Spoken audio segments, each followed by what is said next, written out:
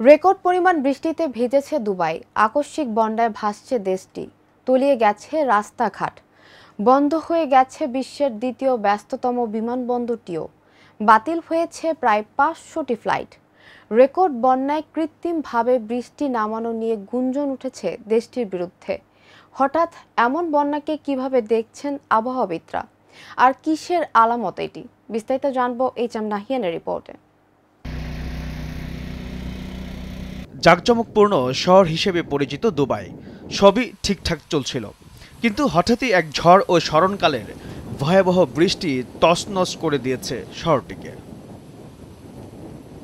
Record পরিমাণ বৃষ্টিপাতের ফলে নজিরবিহীন বন্যা দেখা দিয়েছে দুবাই শহরে। বন্ধ হয়ে গেছে বিশ্বের দ্বিতীয় ব্যস্ততম বিমানবন্দরটিও।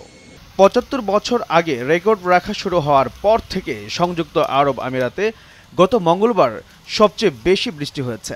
ন্যাশনাল সেন্টার অব মেটেওরোলজি ঘোষণা করেছে, দুবাই থেকে ১০০ কিলোমিটার দূরে অবস্থিত আল আইন শহরে ২৪ ঘন্টারও কম সময়ের মধ্যে ২৫৪.৮ মিলিমিটার বৃষ্টিপাত হয়েছে।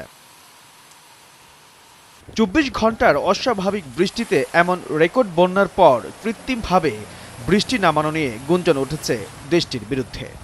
মঙ্গলবারের এই বৃষ্টি কতটা অস্বাভাবিক ছিল এবং এই ধরনের ভারী বর্ষণের কারণ কি ছিল সে বিষয়ে বিবিসির প্রতিবেদনে বলা হয়েছে, দুবাই শহরটি সচরাচর রুক্ষ এলাকা হিসেবে পরিচিত। যদিও এখানে সারা বছরে গড়ে ১০০ মিলিমিটারের কম বৃষ্টিপাত হয়, তবে মাঝে মধ্যেই ভারী বর্ষণও হয়ে থাকে। আবহাওয়াবিদরা বলছেন, এই বৃষ্টিপাতের ক্ষেত্রে জলবায়ু পরিবর্তন কতটা ভূমিকা রেখেছিল এখনই তা সুনির্দিষ্ট করে বলা সম্ভব নয়। এজন্য প্রাকৃতিক ও মানব সৃষ্ট বিষয়গুলোর পূর্ণ বৈজ্ঞানিক বিশ্লেষণ প্রয়োজন রয়েছে, আর এতে কয়েক মাস সময় লাগতে পারে। সম্প্রতি এক গবেষণায় বলা হয়েছে, বৈশ্বিক উষ্ণায়ন অব্যাহত থাকায় চলতি শতাব্দীর শেষ নাগাদ আমিরাতের বেশিরভাগ এলাকায় বৃষ্টিপাতের পরিমাণ ৩০% বাড়বে।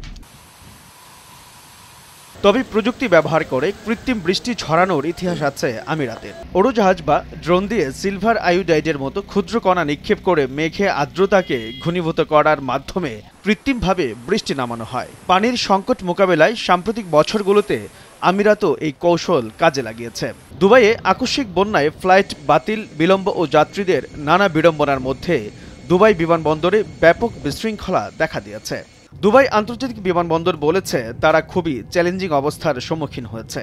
এছাড়া দুবাইয়ের অনেক এলাকা পানিতে তলিয়ে যাওয়ায় কিছু যাত্রীকে বিমানবন্দর থেকে না যাওয়ার পরামর্শ দেওয়া হয়েছে।